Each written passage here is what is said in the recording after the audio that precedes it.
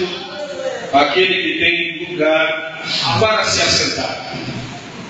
Nesta noite, meus amados irmãos, quero compartilhar com a Santa Igreja, neste culto específico, onde nos reunimos principalmente para adorar a Deus e receber o seu conselho e receber a sua oração, extrair alguns ensinamentos importantes da palavra de Deus para que ela venha fazer o que lhe apraz esta noite. Nesta noite, se você entrou aqui enfermo, creia que Deus vai curar você.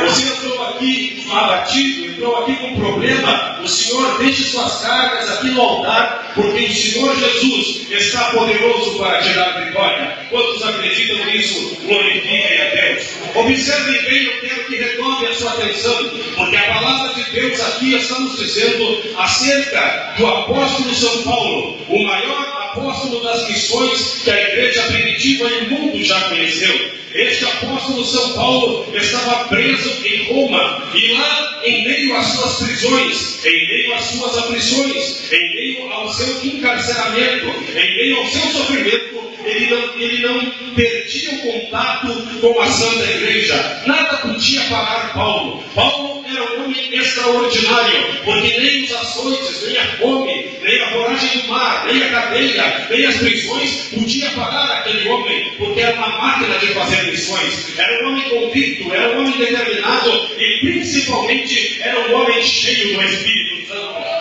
E nesta noite pode ter a luta que esteja sobre a sua vida, pode ter o problema que tiver sobre a sua vida. Se você estiver cheio do Espírito Santo, nada pode te destruir, nada pode te desanimar, nada pode frustrar o seu caminho, nada pode impedir o que Deus tem na sua vida. Pode se levantar, quem quiser se levantar. Se você estiver cheio do Espírito Santo, as barreiras vão cair nesta noite, porque Deus está com o dedo apontado para você. E a palavra de Deus, ela nos diz que o apóstolo São Paulo, quando estava naquela empreitada, naquela prisão, esteve ali com ele um homem, uma pessoa. Este homem chamado Onésimo. Este homem era servo de Filemão. Filemão era um dos crentes da igreja em que o apóstolo São Paulo havia pregado, havia ganhado, em que o apóstolo São Paulo, em suas viagens, havia determinado ele ali como líder naquela casa, naquela santa igreja, que eles faziam naquela casa aonde se reuniam. Então, enquanto Paulo estava preso, ele pôde observar um rapaz que estava em fuga, que estava fugindo de algum lugar e de alguma coisa. E a palavra nos diz que este rapaz, ele era escravo, e ele fugiu da casa de seu senhor. E este senhor era Filemão. Onésimo era escravo, e ele saiu e fugiu da casa de seu senhor. Ele tentou libertar-se da sua escravidão. Agora, observe bem, que ele saindo da sua casa, a palavra de Deus não nos diz por onde ele andou. A palavra apenas nos reserva a dizer que ele foi preso aonde Paulo estava. E eu quero dizer aos irmãos esta noite, que aonde Paulo estava, havia salvação. Aonde Paulo estava, havia cura divina. Queira Deus aqui nesta noite, que aonde você esteja, a paz, a alegria, o poder, a esperança, e o diabo venha bater em retirada, porque Deus também está na sua vida, como estava na vida daquele homem.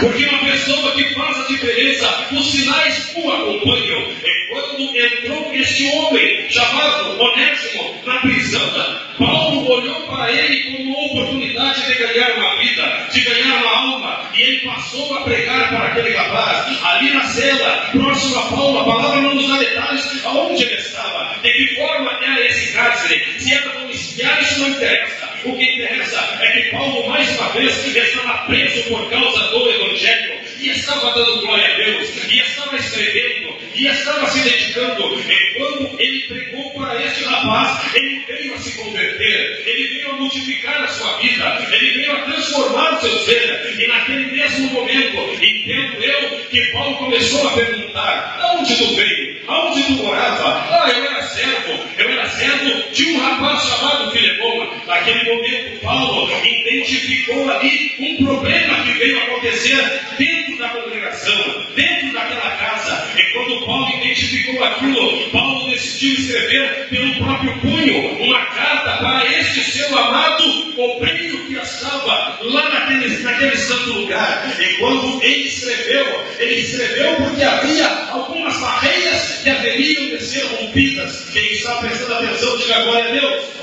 A primeira barreira que havia de ser rompida, irmão Tineque, aqui em relação a Filemão e Onésimo, era a barreira jurídica, porque segundo o sistema jurídico romano, quando o escravo que fugisse, ele deveria ser morto. Então aquele rapaz, ele não poderia voltar, porque sabia que haveria de morrer. Então aqui nós passamos a observar um sistema que poderia matar Onésimo. Então Onésimo pensou, eu fugi, então eu não tenho esperança, porque esta é a postura de um escravo, esta é a postura de alguém que está preso, é tentar se libertar, é tentar conquistar a sua própria vida. Mas observe bem, que no meio da caminhada, ele foi preso.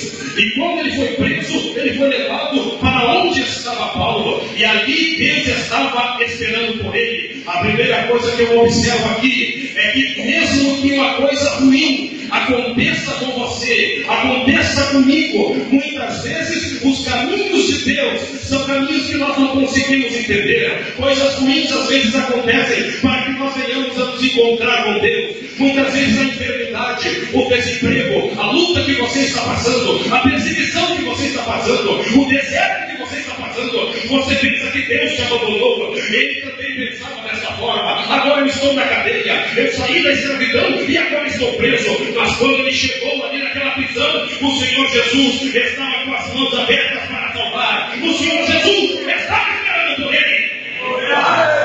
Muitas vezes Deus espera por nós, meus irmãos, em uma situação difícil, que não seja necessário nós passarmos por um deserto terrível para que Deus nos encontre lá no fim. Mas se tiver que passar, nós haveremos que passar. O que importa é cumprir o plano de Deus em nossas vidas do que nós fazer a nossa própria vontade.